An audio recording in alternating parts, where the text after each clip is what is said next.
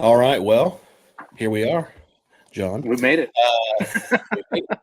Welcome to the webinar brought to us by Logos and John here on how to build and use your Logos library. As many of you know, if you follow me on social media, which I assume you do since you're here, and that's where I posted the sign up, you know that I have been using Logos for a very long time. And actually, John and I have done a few of these seminars together. So we're about to do another one, and I hope it's going to be helpful for everyone because if there's one thing that we all know who use Logos, it's a huge program, and we need help understanding how to use it better. That's what I'm here for. I love doing it. It's kind of funny, Brandon. People don't know. Like, we got to give a little disclaimer. So, like, if you lose internet connection, Hmm. it's because your house is without power, right? Like, you're Yeah. working So off your phone. yeah, this could go sideways quick for both of us. For me, uh, we just found out we lost power literally 10 minutes before we started this webinar here in the great city of Tulsa, Oklahoma. For what reason? I don't know. It's hot. I don't.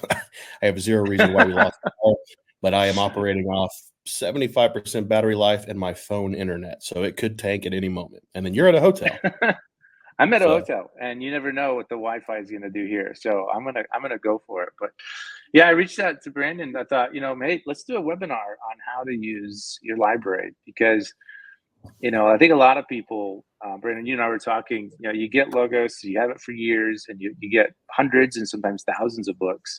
I think I forget what level you're at, but you've been using Logos for well over a decade, right? And so there are tools that help us with the Bible study, but when it comes to like getting something out of the books, there's some things that we need to keep an eye on and some tools that we can use. So that's what we're going to do today. And so what I'm gonna share my screen, and because I'm in a hotel and I've got one laptop screen. Normally I got like six monitors all over, but I'm gonna share my screen, and then Brandon, you just tell me if you can see it, and then if you can't, just interrupt me when the time comes. Okay. So We can you see, see that I think okay? I can see it. Okay. So if I can see it, I hope they can see it. All right, awesome. So I thought first off, I'm actually going to start. I'm going to break this up into a couple different sections. So for number one, we're going to talk about building your library. What's the best way of doing that, and then also using your library. So those are going to be kind of the two pillars. And then when we talk about using the library, we're going to talk about some tools and how to search the library and some tips and tricks in that regard. So and these are things that I'll be honest, even I'm just starting to learn on some of like how to search the library. So number one, I want to say right off the bat, I told you this, Brendan. We got an awesome discount. So we got. I'll talk about this at the end, but 25% off. Upgrades and new packages. So crazy discount. I'm excited about that. Uh, but the way That's a logos great discount. Yeah, so we got this website set up, but here I'm at logos.com basically. But one of the things I wanted to show you when you go to build your library, when you first buy Logos, you'll get like a base package, right? Most of you, if you're following Brandon, you probably have Logos. You've got a base package, so maybe you chose Reform Gold or Platinum or whatever, and you can come up here in the upper left hand corner. You'll see a little drop down here. So if you click on this, you'll see where you can shop and compare all packages. So Logos has all of these different libraries that you can get started with, whether it's Reformed or Baptist or Lutheran or Anglican. I'm actually on the road. I'm at an Anglican conference right now. So this is a library that I'll be looking at and learning a little bit about and helping people get set up with. But here, this is kind of like the main starting point. Okay, and then we've got custom packages. So one way I like to teach people, if you want to kind of get an idea of what libraries are, just click here where it says view and compare Logos packages. Okay, so we're going to start there, and then there you can see we've got all of these different packages. So if you want to learn a little bit about them, again, very beginner stuff, very it's super easy, but I've got a point where I'm going here. Just click on one, and it'll take you. And as you scroll down the main page all the way to the bottom, it'll break down the books and the main books that are included. Okay, but a lot of people, including me for the first year or so, didn't realize that there's a section over here called books and courses. So if we wanted to explore some other ways of expanding our base package, we can come up here, books and courses, and we've got expansion packs, library expansions, and what are called legacy libraries. So Brandon, when did you start Logos? How you said what year? Do you remember what version? I don't remember what version it was, but it was 2006. It was like near Okay. the end of my my last deployment before I got out of the military. So whatever version was 2006, 2007. So when Logos releases a new version, we're on version 10 right now. They save these libraries called legacy libraries. So you can actually go back and look at all of these different legacy libraries that were out. So you can go back and look at the Logos 6, Logos 5 libraries. And the reason for this is this. Sometimes you just want one commentary set, and sometimes you might want just one book. So here's a tip and trick. I'm going to show you this. Now, Brandon, you probably already know this, but let's say we go to logos.com, and do you ever use Lenski for your commentary? I don't know if you would or not, but it's a Lutheran guide, but I like Lenski. Okay. And if I type in Lenski in this box, you can search for any book. So if I click Lenski's commentaries, here's Lenski's commentary on the New Testament, and it's like $299. However, if you click on this, all right, and you scroll down, as you scroll down, there's going to be a section that you want to look out for, and it's right here. And it says this title is included in the following collections. And you'll notice that the following collections, like the Logos 8 Lutheran Bronze Legacy Library, is only $80. However, that includes the Lenski commentary. So what I could do is you can click on this, and you're able to get to this library, and you can come down here and you can see the different resources that are in this library. And there it is. There's Lenski's commentary on the New Testament. So now what happens is I'm paying $80 instead of $300, and I'm getting more books that are included. So you want to keep an eye out for that. Did you realize that? Yeah, that section, that little box there, has been the cause of much money spent because I will. Much money saved. Well, that's true too, but I may not have got them had that box not been there. But yeah, no, I have many times I have been like, "Ooh, I want this commentary set," or exactly. the set of sermons, and I'll see that it's a part of another package or two other packages. I'll see what they have, and I'll be like, "Well, I can get this for a lot cheaper." But actually, the route that I usually take is I wind up spending more money because I'm like, I can get this package and all of this and save money. So I spend more money than I mean to, but less money than I would had I bought all those resources individually. So. Exactly. No, it's a huge savings, and a lot of times you're going to find that there's books in there that could be really helpful. The other thing, though, when you come up here, if you're in school, like Brandon, you're in your Demon, you might look at some journal collections to expand your library a little bit. So when you click on journal collections, there's all these great collections of journals that have scholarly works, scholarly articles.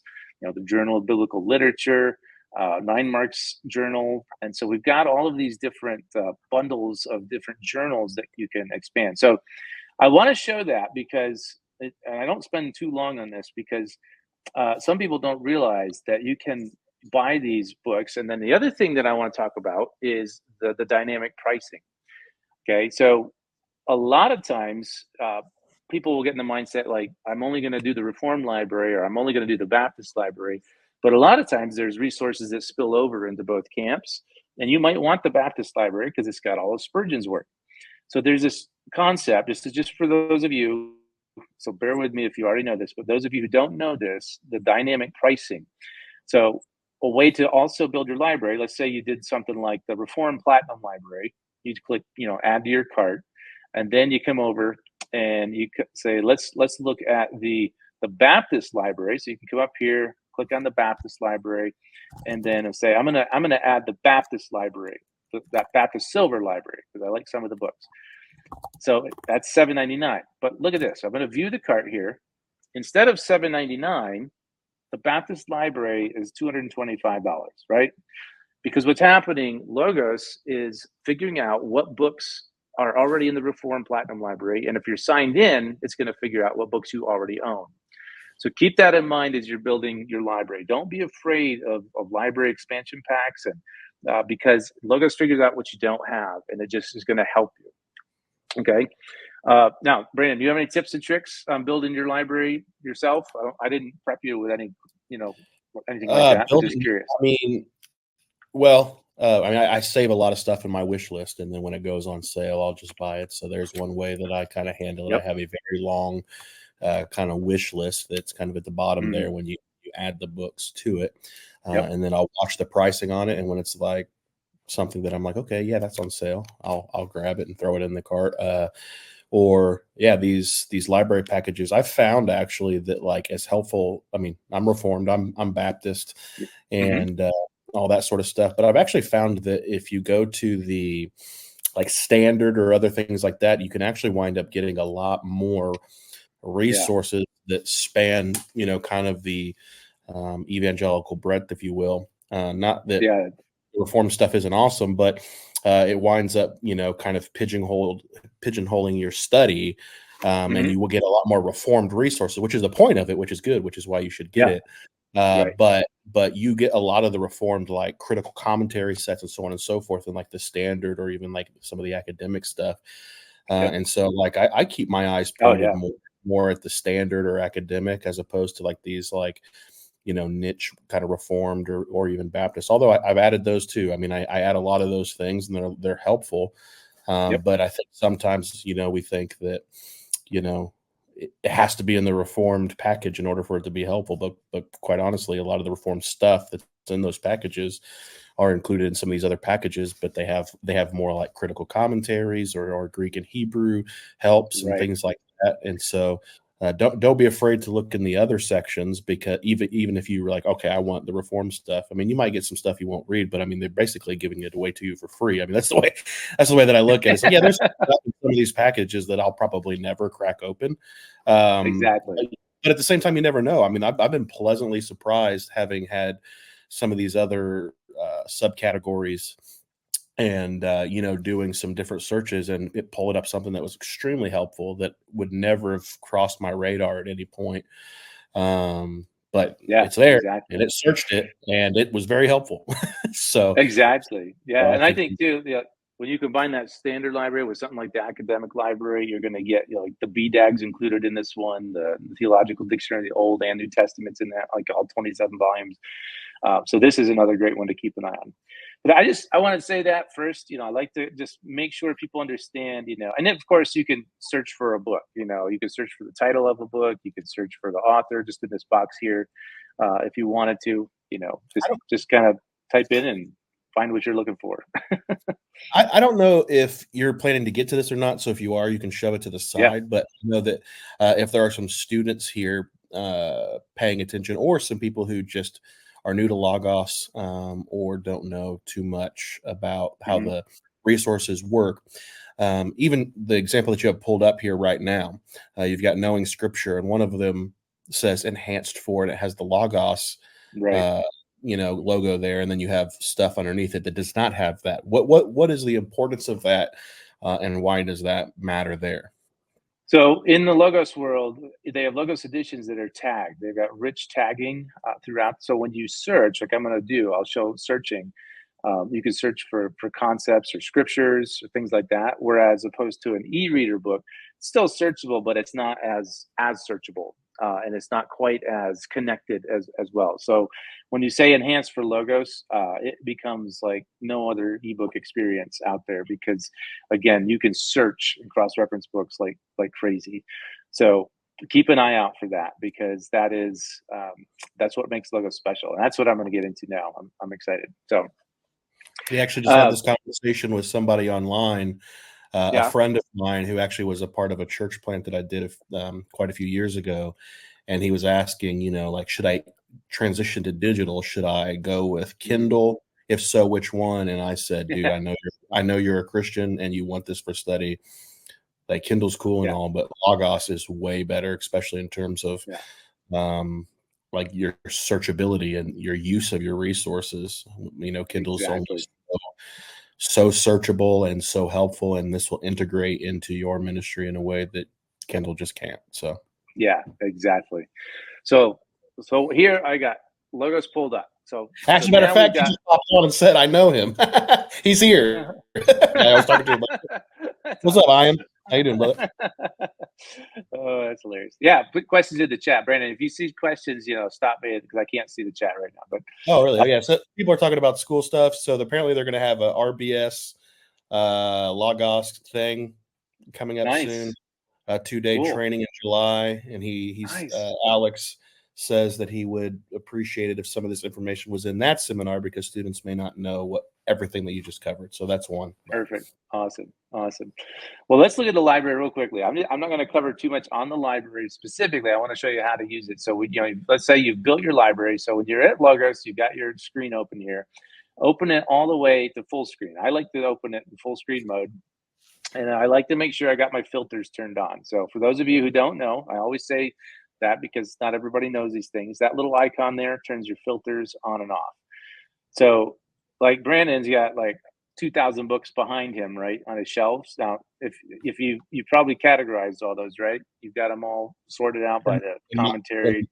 In my way, I don't. Everybody's like that's kind of confusing, but they're not Everybody's here. got their own system, right? So my system, I don't have one. This is why I have logos because my books are all over the place. They're in the basement, in the attic, and everywhere. But Logos has all these filters already tagged for you, so you can drill down, to specific types of resources. So click on journals, that'll filter out the journals, and then you can scroll down to different collections or series. So if I'm looking specifically for any of these, like Princeton, just click on that one.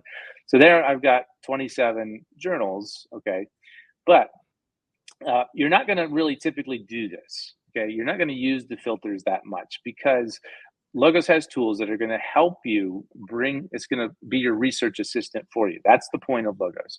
So one other thing I will say that you should do if you have a lot of books, if you just have like a small amount of books, I wouldn't worry too much about it. But if you have like 1,000 commentaries, then you want to prioritize your library. And so over here, that panel menu, those three dots, click on that when you're in your library and you're going to prioritize books. I'm not going to do this right now, but I just want you to see this because the idea behind prioritizing your library is that you're going to do, at least 5 Bibles. So 5 of your favorite versions in order of preference. Then you have your commentaries. So you're going to do all commentaries.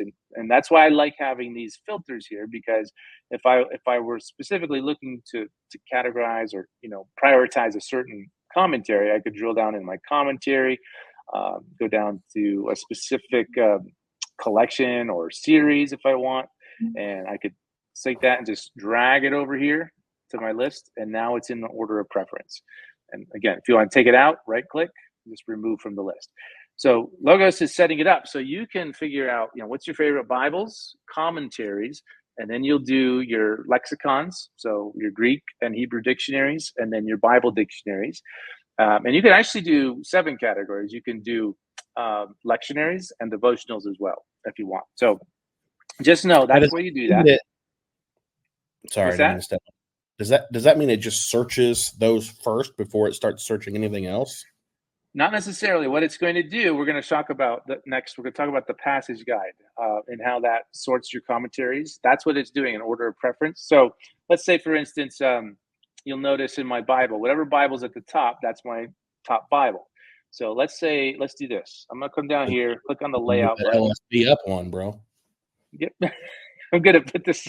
All right. So let's say we want to put that one up one. Okay. Watch this. Prioritize books.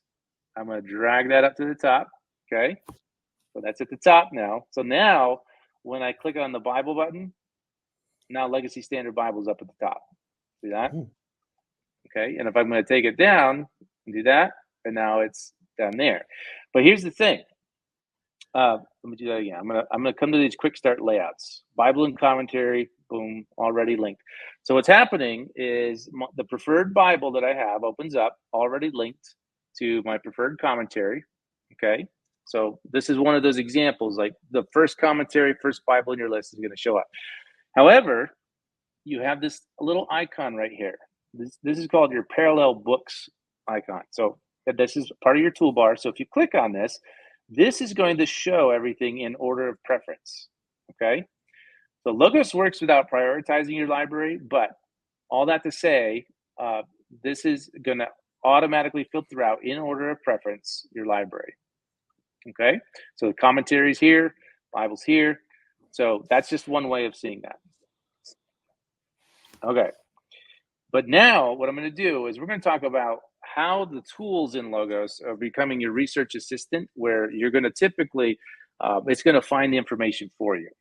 And the big tool that I want to talk about first is called the Fact Book. Now, Brandon, have you been using the Fact Book much lately? I don't know if you use this or not. Everybody's got their different way of using Logos. I got to be honest with you. It's embarrassing how little I use inside the Logos platform, but what I do use works very well. But no, I don't use Don't worry about it often unless I do like a search and something pops up and then it links me to Fact Book. I'll check it out then. But very rarely do I just open it up by itself. So here's why we do this, because the Fact Book becomes your first stop for everything. Whether you're searching a person, place, thing, topic, theology topic, it doesn't really matter. So like here, I've got election pulled up. So I typed in election, I get this Fact Book report. And the big thing to remember, I'll show this is on the mobile app as well.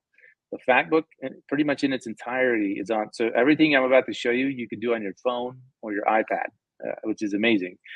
So I searched election, and you get a key article.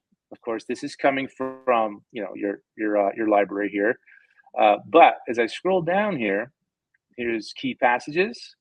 Okay, but as I scroll down past the key passages, check it out. See how we have dictionary sections? Then we've got a systematic theology section, and we've got journals. So what Logos is doing, what the Fact Book is doing, is it's instead of you having to go to Google and try and figure out where to go for all this information, and I haven't Googled for so long because of the Fact Book. And so here, my dictionary section, here's all of my dictionaries I have in my library that have something to do about election. So I could just click on it and get into a real in-depth article. I can hover over, I can get a little preview, click on it. And same thing for your systematic theologies. Here's all my systematic theologies. So the Logos figured out, I'm searching what's that? It's a cheat code. Exactly. Yeah, exactly. Yeah. So I got Burcroft down here, so I can click on that and get into. And those are all resources from your prioritized list? This is from my library. The Fact Book isn't going to use the prioritized list as much as of yet. The Passage Guide will do that, which I'll show next. But this is showing you all of the links to your specific, these categories of books that you have in Logos. So that's why I say the more books you have, the more powerful the Fact Book becomes. So dictionaries, especially if you're a student, a pastor, systematic theologies, journals, and even sermons. They went out and it looked for sermons on that Charles Spurgeon preached on election, that had election in the title here. So because I have that in my collection. So it just becomes an incredible resource. But watch this. Let's say we're going to research Paul. You can type in a person like Paul, run a Fact Book report on Paul, and as you scroll down, of course, key article, passages. Side note here, if you're not using the Fact Book, I'm going to show you. This is pretty awesome. This referred to as section, Brandon, this is actually searching for every place in the Bible where Paul is mentioned. Not just the word Paul. It's that referred to as section's awesome. And one of the chat bubbles here, Alex says, Fact Book is great. I used it the other day when sharing the gospel with a Roman Catholic. I looked up the word reproved in 1 Corinthians 9:27 because he was saying that Paul didn't have assurance of faith. I could show him the Greek definition for the word used there and how it can mean different things in different contexts. So Fact Book saved the day. And there you go. Again, it's just showing you how it's tying these things together. So dictionaries, journals, sermons, but even counseling topics. if you have silver and above in Logos, you have a counseling guide built in, but you can get to the counseling resources. So type in anxiety or depression or substance abuse or whatever counseling theme, just click on that and it'll run that. And you'll get that key article coming from the Quick Reference Guide to Biblical Counseling. It's got like assessment interview questions and all kinds of cool stuff. But here again, all my dictionaries that I have linked about anxiety, because I have some psychology and counseling dictionaries. So you can really dive deep into topics and kind of get started using the fact book. So that's tool number one. I say use the fact book because it's not just about that first article. The fact book is actually searching your library. Now, the other tool, though, are these guides here. We've got a couple different guides that you could utilize because it's going to help search, different resources in your library. So Passage Guide is like the number one used tool in Logos, probably. That's what a lot of people are using because that's what we show a lot of at conferences. But let's say I go to my Bible here. I'm in Ephesians 1 and 11, and let's say that we're going to do a passage guide on Ephesians 1:11. Little tip and trick. I could come up here. I could click on Passage Guide and open it up, and I could type in my passage and hit return. Okay, but a little power user tip and trick here. Watch this. I'm going to close that. I'm going to highlight this text, and I'm just going to click study.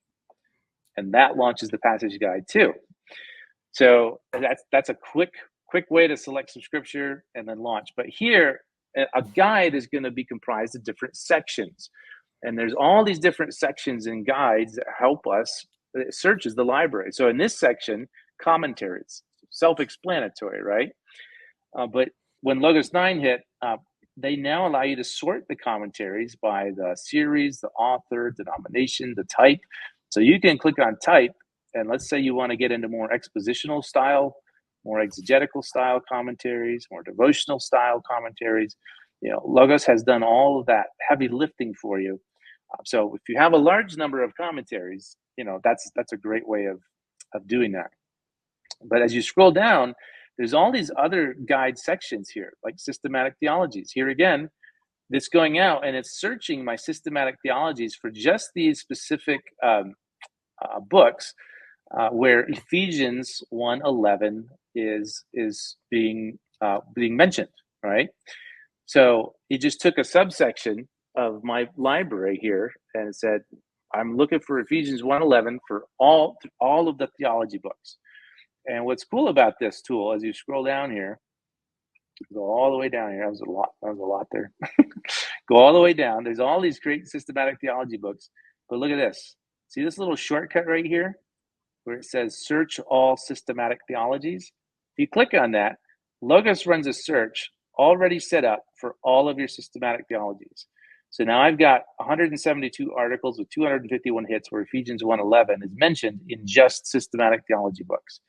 So again, that's taking these guide sections are helping you kind of understand, how to search your library and what to be looking for. Now, as you scroll down, you might see like apparatuses. Now, I don't get too much into this. But Brandon, you probably get into this a lot, right? Because you read Greek. Yeah, I don't read Greek. I wish I did, but you have apparatuses. I know how to read. And then as you scroll down, there's even more.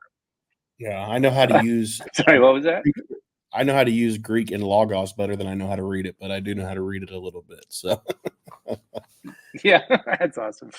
Oh man, so that's one guide that you can look at. Okay, another guide that's helpful is going to be the exegetical guide. Now you can launch it here, and I could run an exegetical guide here. And what's cool about this guide, again, you'll see some similarities. Like this has got the systematic theologies. It's got commentaries. So these are guide sections. You can always pull these up individually if you want, by the way. I don't know if you knew that, but you can pull guide sections up from the guides tool. You just want commentaries real quick, and that's all you want, then you can pull that up. But here are some other things to keep an eye out for, because you've got language tools, right? We've got all these great language tools and visualization tools to help us. So the word by word section, this takes the verse that you're studying, or verses, takes you word by word, and in each section it links you to a Bible word study guide. So you can hover over the Greek or Hebrew word. It breaks out the morphology for you with the definition. And then you have this is where this is being prioritized in order of preference, your lexicons, your Greek and Hebrew dictionaries. And so now you can get in here and make use of all those different language tools that you have. And I've got a combo of several different libraries because I present a lot of different places. But there's BDAG, so I can just click on BDAG and dive in real quickly. So this exegetical guide becomes a great tool to kind of uncover the language tools that are built into Logos. Yeah, and pro tip for those of you who are pastors, tells you how to say it, and so there's nothing more embarrassing than saying a Greek word in a sermon, and it says this, that, and the other, and having a Greek student come up and go, "Don't think that's how you say that." So do yourself a solid. And just click the button that tells you how to say it. Speaker icon right there. You are struggling, yeah. Has that ever happened to you? It happens to me. No, but I did have a friend who pastored alongside me a while ago who was getting his master's degree, and I think even eventually his doctoral degree in Greek. He loved it so much, and so I really had to mind my P's and Q's, as it were. And it really helped me in a lot of different ways. But one way it helped me is if you're going to talk about Greek, you better know what you're talking about, because I think a lot of pastors know enough Greek just to be troublemakers, or just, enough Greek to just say that they know it. But the question is like, are you saying it to be helpful, or are you saying it because you just want people to think you know Greek? And so, having him there, made sure that if I was going to say something about the Greek, then it better. So I hope those people exist in every congregation. And then if they do, click the button that tells you how to say. They need logos. They need logos. That's what they need. So that's really what we're getting at, for sure. Well, here's the new one I'm kind of diving into, because I'm not a seminary student. I would love to be someday. But visualizations, these are sentence diagrams that can break out the clauses for you. So this is another area where in the exegetical guide specifically, these visualizations are going to pop up. So it's going to look at all the different resources that you have having to do with this. So that might be another tool that you might be looking for as you're diagramming or breaking down a passage of scripture. So just tip and trick there. Okay. Now, the other tip and trick, though, that's kind of fun, is that you can also find your library resources by highlighting and right-clicking. Right-clicking, to me, is one of my favorite features in Logos because of this selection menu. If for instance, let's go up here real quick.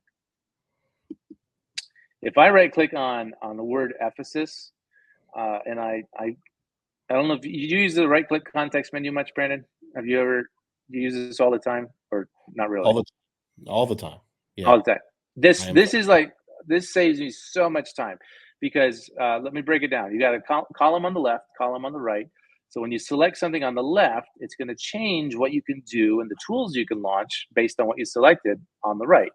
So in this case, if I select here, that's the lemma. That's the dictionary form of the word. So I can launch the fact book here. I can launch a Bible word study guide.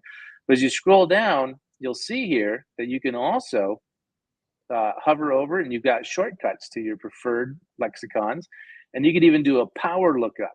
So a power lookup, if I click on that, goes out and looks up every instance in my dictionaries, basically, where that is happening.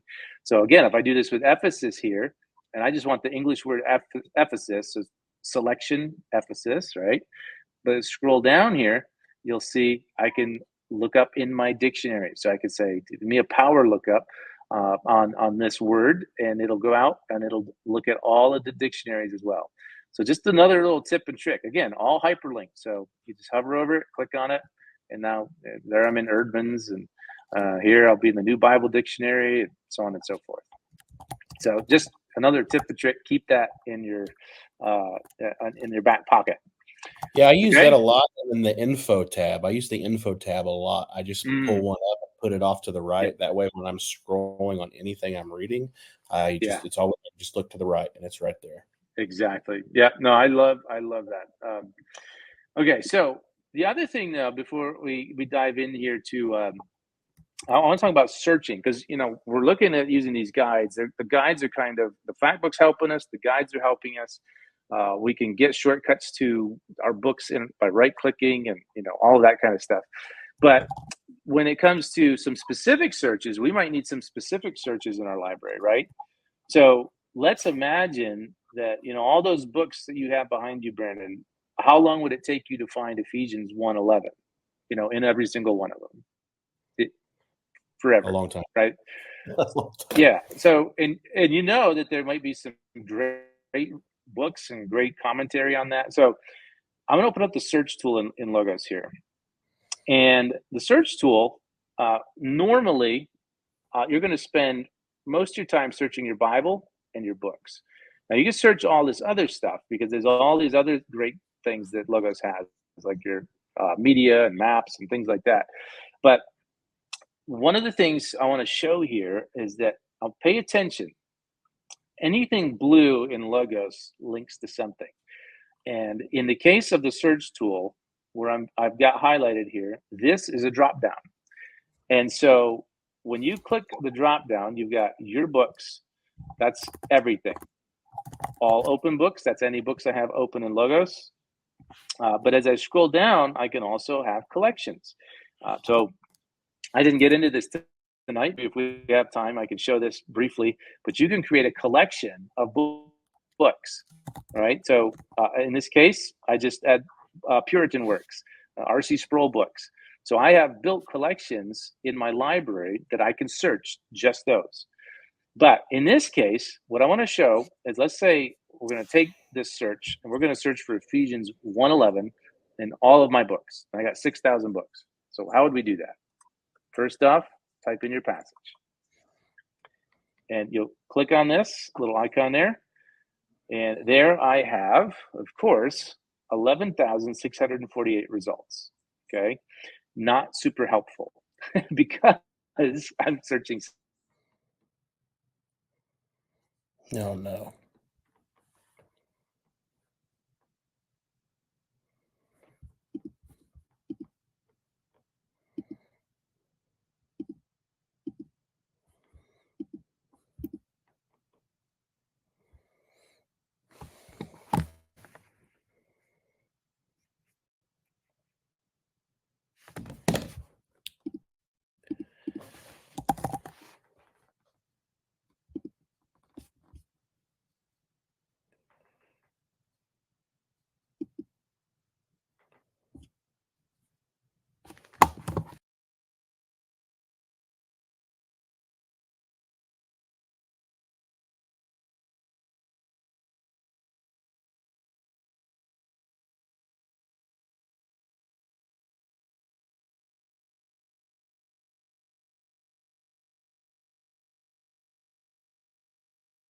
Your shelf and trying to find all of the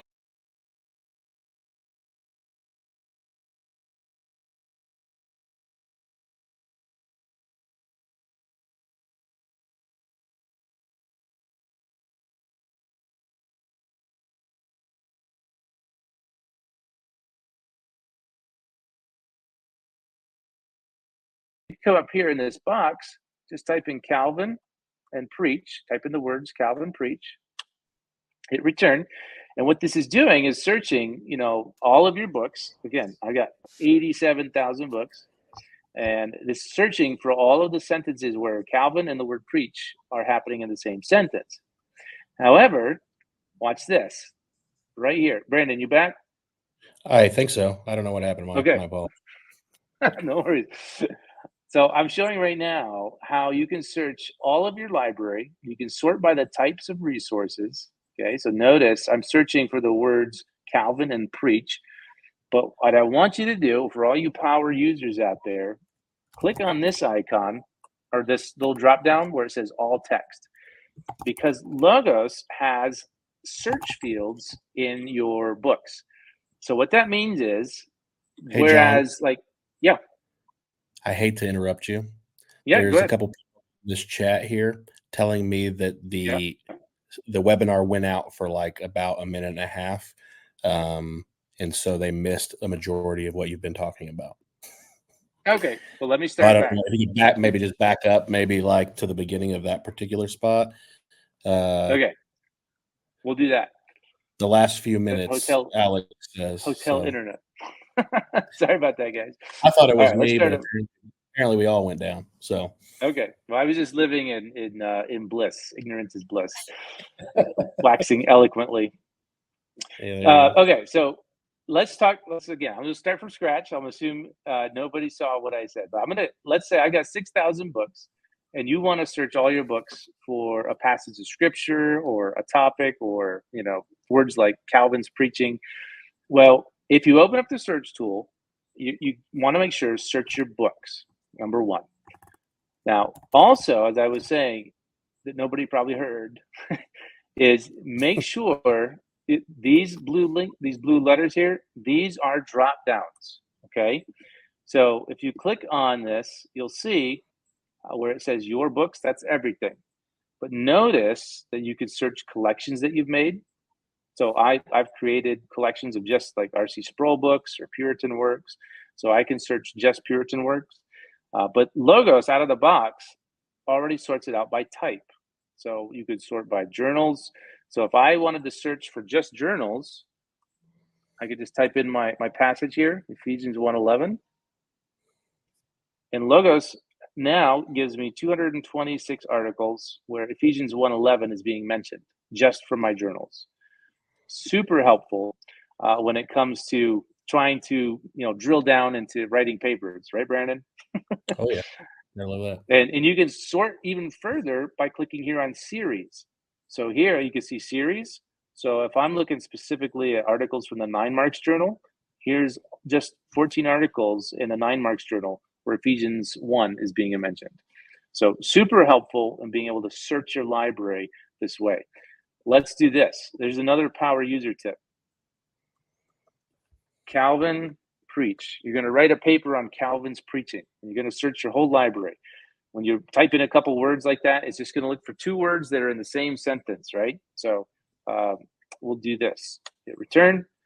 497 resources in journals. Let's go to all of our books. But now I'm going to show a power user tip here as well. Because Brandon, I don't know, when you're in seminary, do you have access to like another digital library you can search like 1 million articles and things like that? Some schools have that. Yeah, like there's a digital database that you can access, at least at TMS there is, yeah, for sure. Yeah, exactly. So you can access it, but oftentimes you can't search it very well. So the power of Logos is that you can click here on where it says all text, and Logos has all of these different search fields that you can search. So whether it's a contributor, a copyright date, description, etymology, I mean, all kinds of stuff. But what I want you to see here is heading text. So if you click on heading text, this will be more like the titles of articles that you're looking for. And here you can see I've got 68 results and 14 resources just on Calvin. Like I've really drilled down into articles on Calvin's preaching that quickly. That's awesome. Isn't that amazing? That's awesome. So, I didn't know about that. Like, I don't know. Yeah. Last 2 years of my life. Yeah. So if you have these journal packs, is what I'm saying, and you're in seminary or you're doing a lot of writing, teaching Sunday schools, don't just search all of your words, but use that heading text field, and you can really drill down quickly into articles specifically on what you're looking for. So just wanted to make sure you knew that. One last thing, as I'm going to say here, it has nothing to do with buying books in Logos, but you can search your print library as well in Logos. Here is a book. I don't have enough faith to be an atheist. Norm Geisler, Frank Turek. It's a famous book on apologetics. And if I wanted to find all the places in this book that have the word truth, it would take me forever. Okay, but if I take the Logos mobile app and I scan the back of the book, and I have the gold version of Logos, gold and higher, you'll have this. Scan that ISBN and it puts it in what's called your print library section. And you can search, even Bible verses too, as long as it's on the Logos platform, run that search.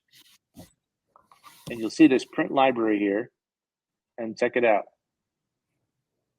I don't have this in Logos, but it just showed me the page numbers that I can go to where the word truth is being mentioned. And again, I could do this with Bible verses as well. So just another side note, Logos is kind of combining the power of digital technology and digital books, but also now able to search all those books behind you, Brandon, as long as they're on the Logos platform. Pretty cool. Yeah, I think we're back. I was just talking to people. I thought you. Okay. I wonder how that'll work itself out, because I was just like talking to people. I was like, well, while we're waiting on John, it turns out you're waiting on me. But you can do highlighting. I love the highlighting tools in Logos. Maybe another time we'll do another webinar, Brandon, on preaching tools and highlighting books, and because you can create custom highlights like this that I've created and use them in your iPad. So it's pretty incredible. And remember that fact book is also in here as well. So just like I was saying, type in your topic.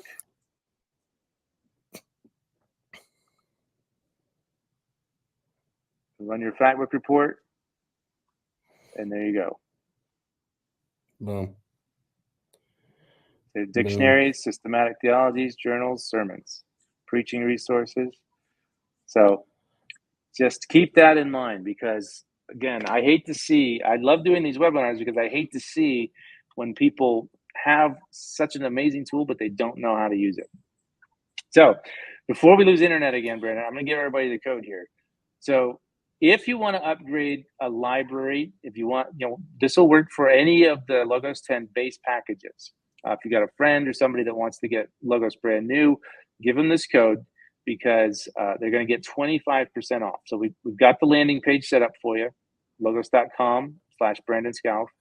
Coupon code is SCALF624, and it expires a week from now, so July 2nd.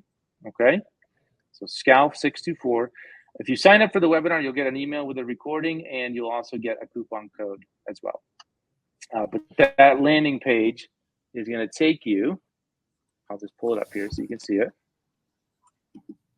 Am I still on? Yeah, we're still rocking and rolling. All right, so here you go. So that's the landing page. We'll probably have the recording here. We'll see if we can get it edited where the internet drops for you. We can go back and watch it again. But there's the packages we're showcasing. But again, use that code for any of the Logos 10 base packages.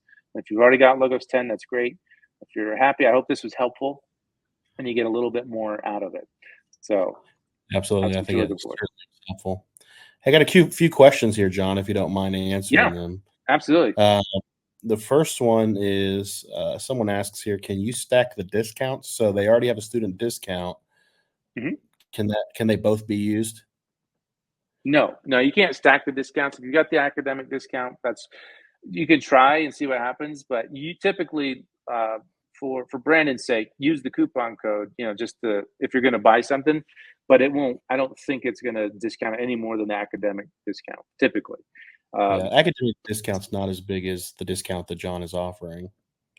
So. Yeah, well, I think like a standard academic discount's like 30% typically, but it just depends on the situation. Yeah, I thought it was only 10, but that's good news.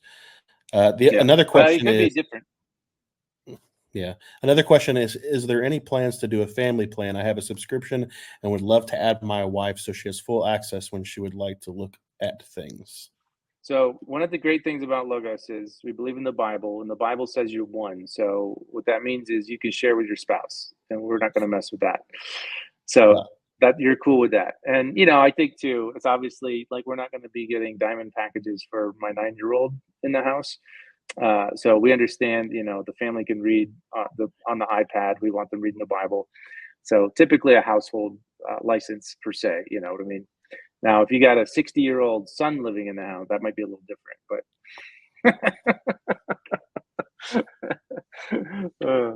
that's great. Any other questions? Let's see here. I don't think so. If you guys have any questions, you've got my email. And again, we'll send this out in a recording so you can make sure that you get the discount, and I can be of any help to you. Yeah. Awesome. And I would say that if you don't have Logos, you're missing out, especially if you preach and teach on a regular basis. We didn't get to talk about it as much or at all, really. But the preaching suite makes it all worth it. Everything that John has showed us about how the library works really is the backbone to everything that the preaching suite does. And what's really cool is you're able to integrate it as you're writing your sermon.